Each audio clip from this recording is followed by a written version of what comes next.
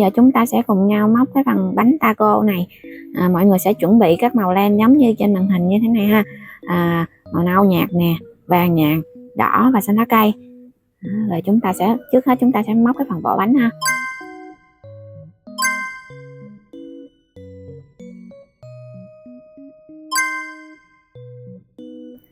Để móc phần vỏ bánh này mình sẽ tạo một vòng tròn ma thuật.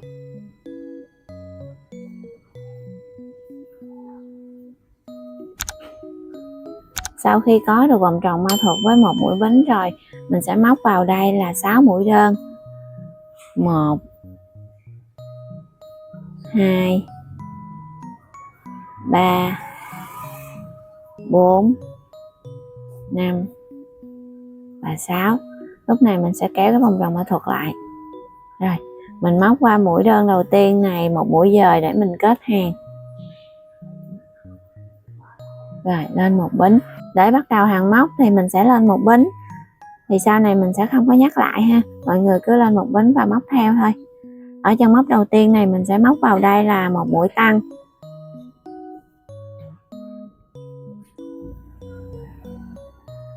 Rồi, chân móc tiếp theo mình cũng móc mũi tăng. Ở mỗi chân móc mình sẽ móc một mũi tăng cho đến hết hàng. Thì kết thúc hàng móc thứ hai mình sẽ có là 12 chân mũi.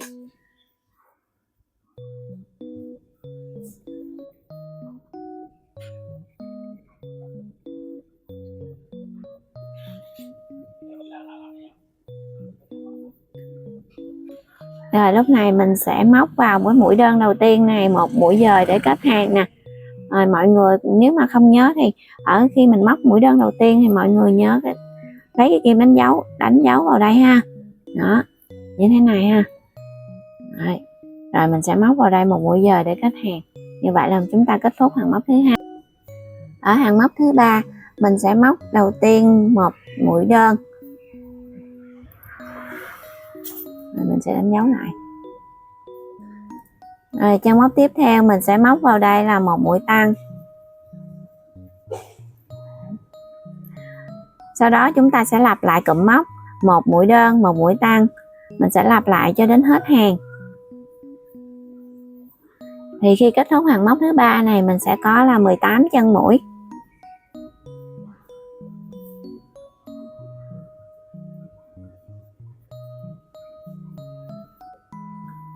Hàng móc thứ tư, chân móc đầu tiên này mình sẽ móc vào đây một mũi đơn. Chân móc tiếp theo mình móc mũi tăng. Rồi chân móc tiếp theo nữa mình móc một mũi đơn. Lúc này mình sẽ lặp lại toàn bộ cụm móc này cho đến hết hàng.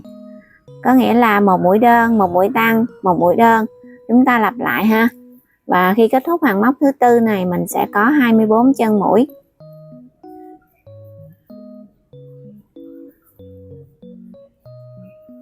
Ở hàng thứ 5 và hàng thứ 6 thì mọi người tiếp tục móc theo công thức tăng tịnh tiến ha. Nó sẽ tăng đều như thế này. Lúc này là mình đã móc xong hàng thứ 6 rồi nè. Mình sẽ để công thức trên màn hình để mọi người có thể móc dễ dàng ha. Rồi móc xong hàng thứ 6 thì mình kéo đoạn len ra như thế này nè. Rồi mình cắt len này đi. Rồi mình sẽ dùng kim khâu len để mà giấu đi cái đoạn len thừa này.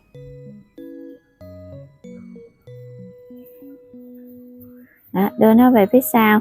Thì lúc này mọi người sẽ đưa kim qua các cái mũi móc như thế này để kéo cái đoạn len thừa qua.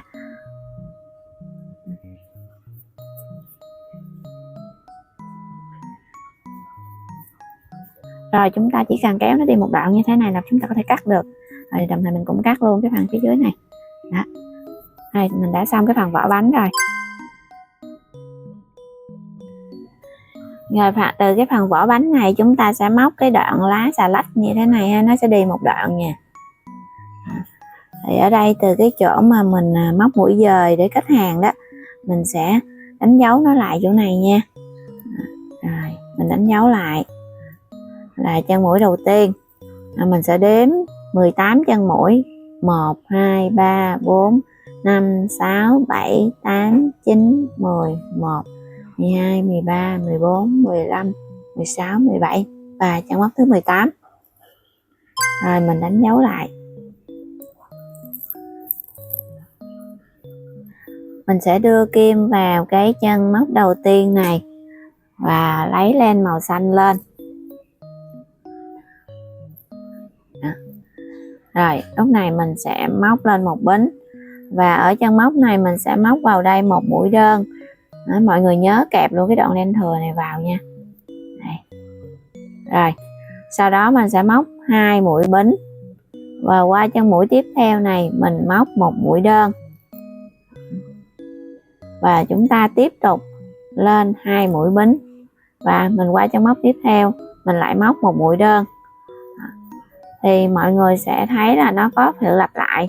Mình sẽ lặp lại cái cụm là một mũi đơn, 2 mũi bính, mình sẽ lặp lại cho đến cái chân mình đánh dấu chỗ này ha. Rồi chúng ta tiếp tục móc.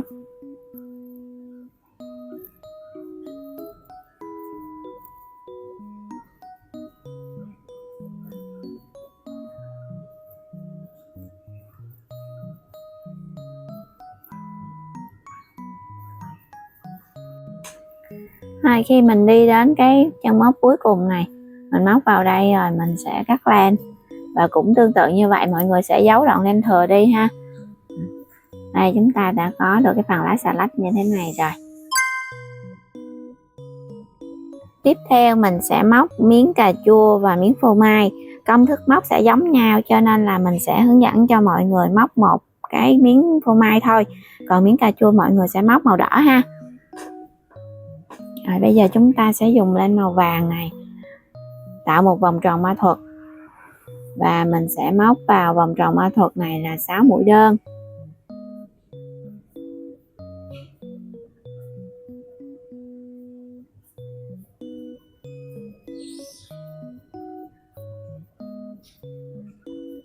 Rồi khi mình kéo vòng tròn ma thuật lại, mình sẽ móc một mũi dời để mình kết hàng. Rồi chúng ta sẽ tiếp tục móc hàng móc thứ hai. Ở chân móc đầu tiên này mình sẽ móc vào đây là một mũi tăng. Rồi qua chân móc tiếp theo mình cũng móc mũi tăng, và cứ tương tự như vậy mỗi chân móc mọi người sẽ móc một mũi tăng cho đến hết hàng. Thì khi kết thúc hàng móc thứ hai này mình sẽ có 12 chân mũi ha.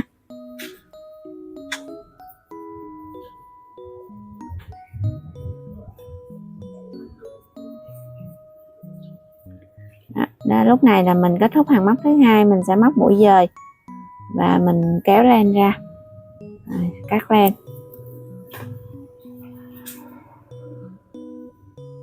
Mọi người sẽ làm tương tự cho cái miếng cà chua ha. Đến đây thì lát nữa mình sẽ dán nó lại. Rồi đến cái phần lá rau mùi này nè, mình làm là 3 màu nhưng mà mình sẽ hướng dẫn cho mọi người làm một màu xanh đậm thôi, thì mọi người có thể thay đổi màu theo ý thích ha. Trước hết chúng ta sẽ tạo vòng tròn ma thuật,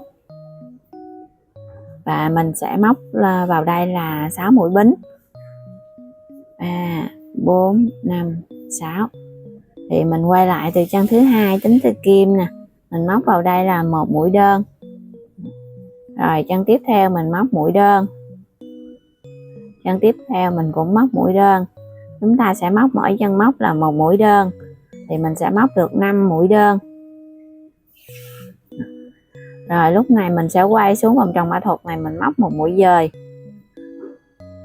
Rồi mình tiếp tục móc lên 6 mũi bính, và mình lặp lại cái cách móc vừa rồi, mình sẽ móc quay lại 5 mũi đơn.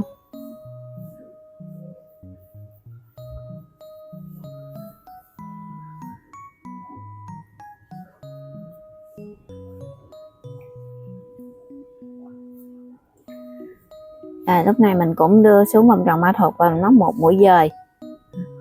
Rồi mình sẽ móc 4 mũi bính nha. Rồi sau đó mình quay lại và mình móc được 3 mũi đơn ha. 1 2 3. Rồi mình sẽ móc xuống vòng tròn ma thuật này một mũi dời. Thì như vậy là mình đã kết thúc mũi móc, rồi mình sẽ kéo cái đoạn len này nè để thu nhỏ cái vòng tròn ma thuật lại. Rồi mình sẽ cắt len đi.